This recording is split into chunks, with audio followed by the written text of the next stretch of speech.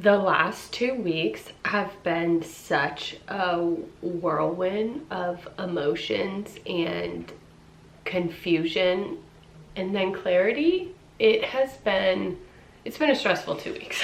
I had my perinatalogist appointment on a Thursday 2 weeks ago. And that's where we left off, where option 1 was, okay, cerclage and Lovenox after we rechecked blood work. Option 2, no cerclage, still checking with Lovenox, but I get checked every other week until I'm 24 weeks to see if my cervix length has changed, because they want to see a healthy length of a cervix is 3 centimeters, and everything above that is a bonus. And they do cerclages typically when you're less than 2 centimeters of your cervix length. And so after my appointment with my perinatalogist, called my midwife, and we were all kind of in agreement of, okay, I'm gonna get on Lovenox and I'm going to have the cerclage. That was just like the most conservative route we could take, especially with my history of 2 losses. Like, let's do the safest thing possible. So then the next day, I'm waiting for my perinatalogist to give me a call, because he ended the appointment with, this is a lot of information, think on it tonight, I'm gonna give you a call tomorrow, and then we'll move on from there. And so I was like, okay, yeah. We made our decision. Friday comes, I'm waiting for a call from him. He never calls. And I'm like, okay, cool. So the weekend happens. Monday comes around. I call his office twice and leave messages both times, and they never called me back. The next day, Tuesday, I call his office again and left a message. And then they call me back a few minutes later, and I'm like, hey, I have a few follow-up questions for my doctor, because especially after having the weekend to sit on it, I was like, this isn't making sense to me. Because when we measured my cervix on Thursday, it was 4 centimeters, which is in bonus land, like well above what it should be. So I'm like, why would I get this if I'm not a candidate for a cerclage? So I was confused. I needed more answers. I had more questions. So I was like, I need to talk with him. And they go, he's on vacation. He'll be gone for the next 2 weeks. I was like, are you serious? I beg your pardon. So he's gone. And I'm like, well, what do I do? Because I was exactly 13 weeks on that Tuesday, and that is when it all started to go downhill during my last loss. So I'm in this like really scary time zone where I'm like, we need to do something, and I need decisions to be made, and I need to, like, I'm in my scary zone. I need to do something. Somebody needs to tell me what to do, or we need to just move forward with anything. And so they're like, okay, we're gonna have his covering doc give you a call and move on from there. And I'm like, okay, great. And so hang up the phone. She calls me back like 10 minutes later, and I get on the phone with her. God bless this woman. I love this woman. She gets on the phone with me, does a 30-minute over the phone consult with me, and is the sweetest, most understanding, brings logic into the conversation. I'm crying over the phone because telling her my story. She has my chart in front of her, so she's asking questions, and she's, you know, bringing in her knowledge and expertise and experience and everything into the conversation as well. And I ask her, like, hey, am I a candidate for a cerclage? Can you please walk me through why this makes sense, because it's just not sitting well with me. And I'm like, I'll do it. I'll definitely do it if it's gonna save my baby, but with my history, is this my problem? Like, will this stop another loss from happening? And she goes, no, not with your history, because at my last loss, I was in the ER, or I went to the ER. I passed the baby at home after coming home from the ER, but I was in the ER, and they measured my cervix 4 centimeters. So it's not like my cervix was short. So I'm just confused, like, would this stop another loss from happening? And she goes, no, not with your previous 2 losses, it wouldn't. So then I'm like, okay, then why am I getting this? Like, why would I get this? And she goes, you're right. And then she gives me a game plan. And this is what I had been wanting. I just wanted somebody to sit down with me and be like, this is what we're gonna do, and this is why. She goes, you're gonna get new blood work, and we're gonna see if the baby aspirin is enough. If it isn't, you're going on Lovenox. And Lovenox is a shot into your stomach every day. And I'm like, oh, you don't wanna do that. But like, I will, I 100% will, if it means saving my baby. She goes, get the new blood work ASAP. And I already had an appointment scheduled with her that next week.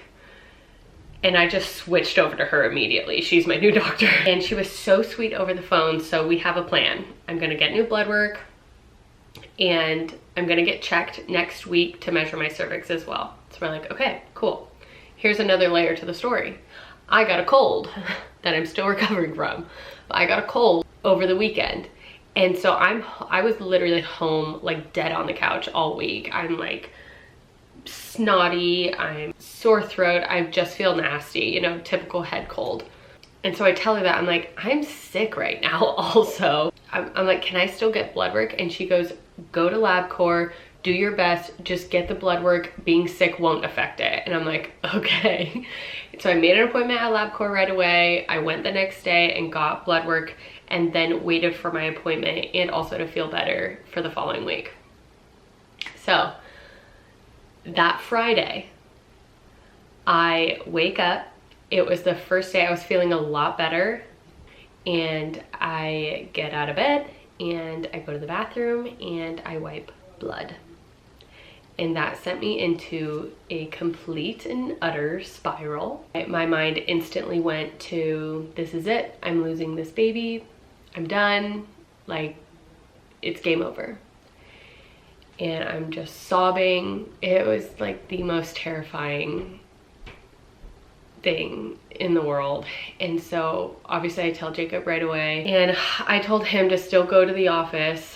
I called my sister, and my sister came and picked me up and took me to the ER right away. I also called my midwife and the perinatologist. They both told me go to the ER. So that's what we did. So I was at the ER, we did an ultrasound, I got more blood work done, and did a urinalysis test. Everything came back good and normal. I had already stopped bleeding at that point, and then it was like light brown spotting. The baby looked healthy on the ultrasound. Everything looked good. And so came home, and I was just laying low. I literally stayed in bed that entire weekend. And I had my next appointment with my perinatologist the following Tuesday. So that Tuesday, I go to see my perinatologist, and I'm like, why did this happen? How did this happen? Blah, blah, blah. And she walks in the door after I told the nurse about going to the ER and bleeding.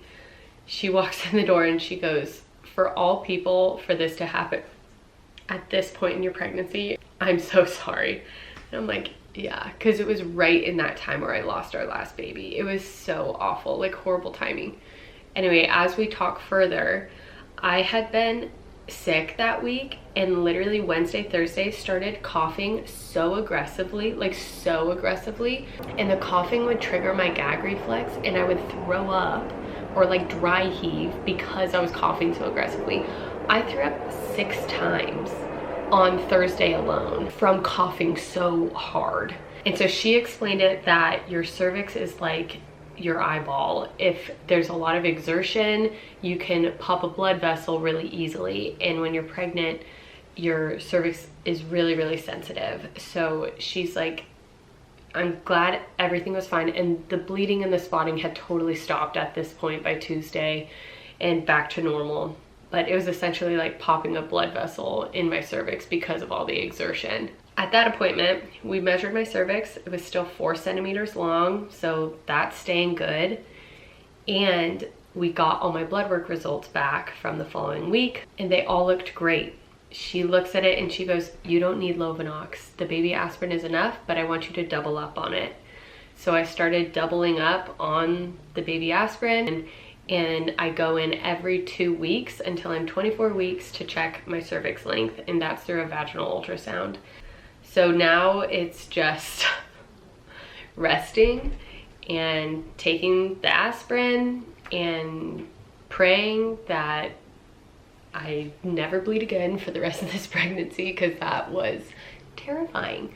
So it has been a whirlwind of a 2 weeks, but I'm really glad that it's all over with because that was intense. I'm now 14 weeks and I'm still kind of pukey and nauseous in the morning, so haven't turned the corner yet, but I'm really hoping that happens soon. This is like such terrible lighting. I'm in a parking garage, but I just got to my perinatologist appointment for my 20-week anatomy scan, and I feel really calm about it because the last few weeks, like literally my last appointment, I come here every 2 weeks to measure the length of my cervix, and the last like 2 visits, she's basically done an anatomy scan, and she told me that last time. She's like, since we're here, I'll just check all the anatomy since like your baby's popping off right now. And I'm like, okay. And last time the only thing she didn't go in depth with was the heart. And she said, she was like, I'm just going to wait for the heart to develop another 2 more weeks and I'll go more in depth next time. But all the anatomy looks good. So I'm like feeling at ease, feeling a little more calm versus like, oh my gosh, what's going to happen? Because they've been like checking the anatomy every visit. So I feel good. I'm hoping and praying that everything's okay with the heart as well. There haven't been any red flags thus far. So, yeah, excited to see baby, excited to like pass this big, hurdle, milestone. This whole pregnancy I've been saying like, oh my gosh, just make it to 20 weeks, make it to 20 weeks, make it to 20 weeks, because I lost our first when I was 1 day away from 19 weeks. So passing that hurdle was like a big deal, and now making it to 20, I'm like, oh my gosh, okay, we're halfway. Like, we're halfway. It still doesn't take away like the fear and worry I have, but it just feels like, okay, I can take a little bit of a breath. We literally just started telling people too, because I can't hide it anymore. I've been like hiding it this whole time. But yeah, we just started telling people in the last like week or two, like patients and, you know, close friends we told earlier, but just started telling like more people as we see them. Jacob's like, I don't want to make a big announcement or anything. We haven't even told like my extended family or his extended family, because Jacob's like, let's tell him in person, or at least till you hit 20 weeks and then we'll start sharing. And we go to see my grandparents in Arizona in 2 weeks. I'll be 22 weeks along, and I'm just gonna show up and be like, big tummy, hey, surprise. And my cousin will be there, and I think my aunt and uncle too. So I'm really close with my grandparents and my cousin and my aunts and uncles, so I'm really excited to tell them. And once I tell them, then I'm probably gonna like announce, you know, whatever. But just feeling good about making it over this little hurdle. So here we go.